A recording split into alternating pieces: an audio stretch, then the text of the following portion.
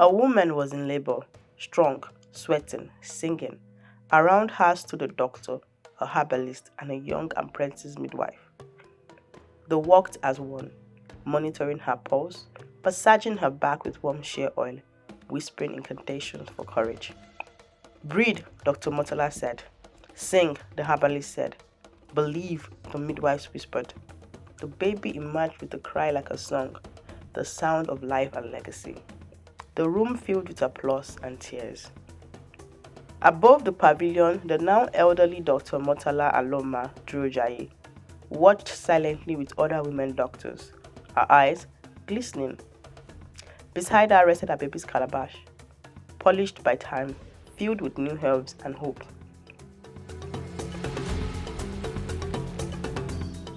Later that night, beneath a tree heavy with fireflies, a small circle gathered for the ceremony of continuity. At its center stood Omotola and her apprentice, Zainab, a young doctor who had once studied abroad, but returned home to learn the old ways. Omotola spoke. Once our mother healed in secret, now we heal in the open. The herbs no longer whisper from the shadows, they grow in hospitals. The gods no longer dwell far away, they live in every woman who gives life. She lifted the calabash, its carvings glowing faintly in the moonlight. This is not a relic, she said. It's a reminder that every birth, every cure, every heartbeat is a story. She placed it in Zainab's hands. You are the new keeper. Zainab bowed, tears in her eyes, and I will keep listening. As the night deepened, the air shimmered. By the river bank, 4 figures appeared, visible only to Omotola. Abebi, Maka, Nkiruka, and Alauma. Radiant, ethereal, their forms woven from mist and moonlight.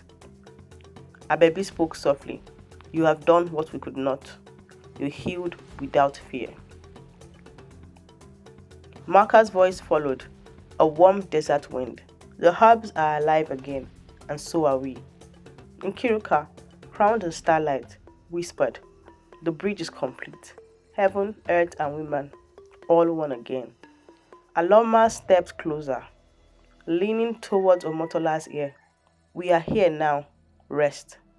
Their figures dissolved into the river, which glowed briefly before settling into calm. The world, it seemed, had exhaled.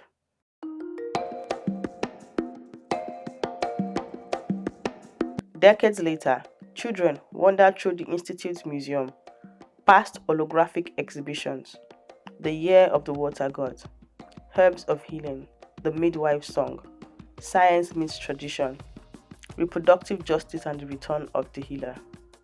They touched screens that played old chants, watched recordings of herbalists blending soils beside doctors in laboratories, and read the words etched above the entrance. To heal is to remember. She whispered to the plants just as her baby once had.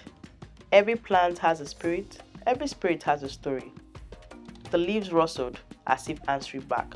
This is how it ends and how it begins again. The midwives of the past work in the doctors of today.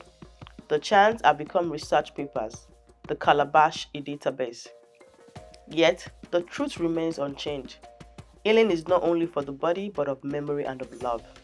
The story continues wherever women remember.